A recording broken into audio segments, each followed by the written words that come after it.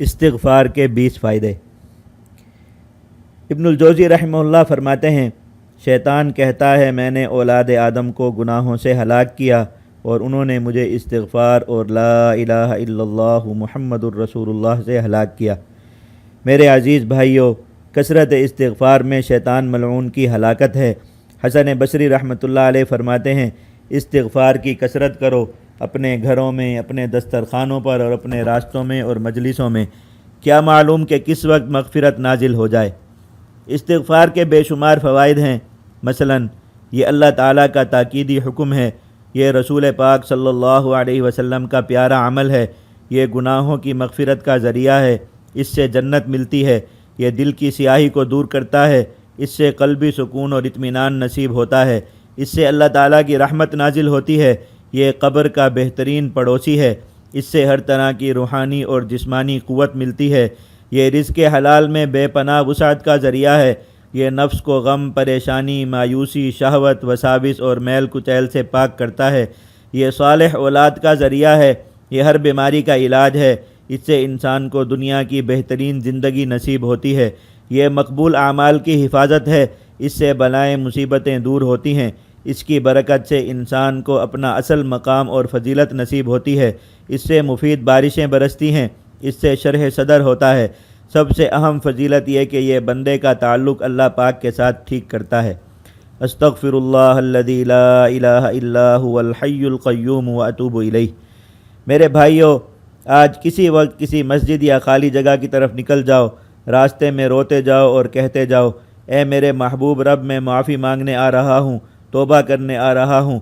پھر وہاں پہنچ کر اپنے ہر گناہ کی معافی مانگو، ایمان کی کمزوری، فرائض کی سستی، نفاق، غیبت، حسد، بغض، بے حیائی، سستی، غفلت، حب دنیا، ذلت، رسوائی، بے شمار گناہ، روتے جاؤ، معافی مانگتے جاؤ، یہاں تک کہ رحمت کا نزول محسوس ہو۔ پھر دل پر جو بیتے کسی کو نہ بتاؤ، کبھی نہ بتاؤ۔ ارے مالک کے سامنے حاضر ہونا ہے، پوری دنیا میں اسلام کے غلبے کی محنت کرنی ہے، گناہوں سے ہلکے ہوں گے تو کچھ کام بنے گا۔ انسان کے لیے خطرناک لمحہ۔ اللہ تعالیٰ کی نعمتیں بے شمار ہیں، انسان کے نفس پر پریشانیوں اور وساوس کا حملہ ہو جاتا ہے اور وہ سمجھتا ہے کہ مجھ پر اللہ تعالیٰ کی کوئی نعمت نہیں، میں دنیا کا سب سے مظلوم، سب سے بدحال اور سب سے غمزدہ انسان ہوں۔ یہ بڑا خطرناک وقت ہوتا ہے۔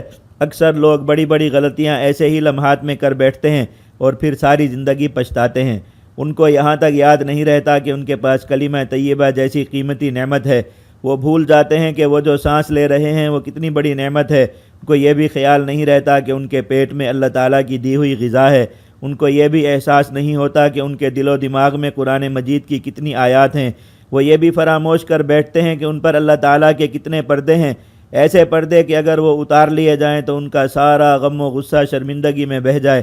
وہ یہ بھی نہیں سوچتے کہ اس وقت وہ جس غم و پریشانی کو محسوس کر رہے ہیں یہ بھی اللہ تعالیٰ کی دی ہوئی بعض قوتوں کے بلبوتے پر ہے، ورنہ ایسا وقت بھی آ جاتا ہے کہ انسان بے بسی کے جال میں پھنس جاتا ہے، تب وہ مار کھاتا ہے مگر غصہ نہیں کر سکتا، تب وہ ایسا تشدد دیکھتا ہے کہ جسم میں کچھ محسوس کرنے کی سکت تک نہیں رہتی۔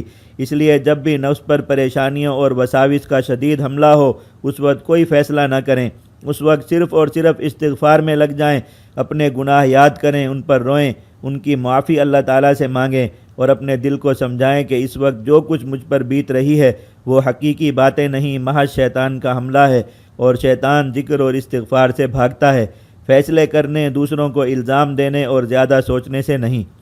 ربنا اغفر لنا ذنوبنا واسرافنا فی امرنا وثبت اقدامنا وانصرنا علی القوم الکافرین۔ استغفار شیطان کی کمر توڑ دیتا ہے۔ شیطان اور اس کے چیلوں نے دراصل بہت محنت کی کہ مسلمان استغفار اور توبہ سے دور اور محروم رہیں۔ وجہ واضح ہے، توبہ اور استغفار سے شیطان لعین کی کمر ٹوٹتی ہے اور وہ جن گناہوں کو اتنی محنت سے کراتا ہے وہ سب معاف ہو جاتے ہیں، بلکہ سچی توبہ سے وہ گناہ بھی نیکیاں بن جاتے ہیں۔ ماشاء اللہ، امت میں کچھ لوگ ہمیشہ شیطان کے خلاف مورچہ لگا کر مسلمانوں کو توبہ استغفار کی طرف لانے کا کام کرتے رہتے ہیں۔ ایسے لوگ امت مسلمہ کے محسن ہوتے ہیں۔ کہتے ہیں کسی عرب ملک میں ایک بوڑھے بزرگ مسجد میں مقیم تھے اور ان کا کام صرف یہ تھا کہ مسلمانوں کے ہر طبقے کو توبہ استغفار پر لائیں۔ ایک صاحب تھے، ان کی اولاد نہیں ہو رہی تھی، سالہ سال بیت گئے، دونوں میاں بیوی پریشان۔ کسی نے خاوند کو بتایا کہ فلاں مسجد میں جاؤ، ایک بزرگ دوا دیتے ہیں اور سال بھر میں اولاد ہو جاتی ہے۔ وہ آدمی مسجد گیا، ایک خستہ حال بزرگ، نہ پیری نہ مریدی، نہ تحفے نہ ہدیے، نہ کشف نہ دعوے، اور نہ اپنی ذات کی کوئی بات۔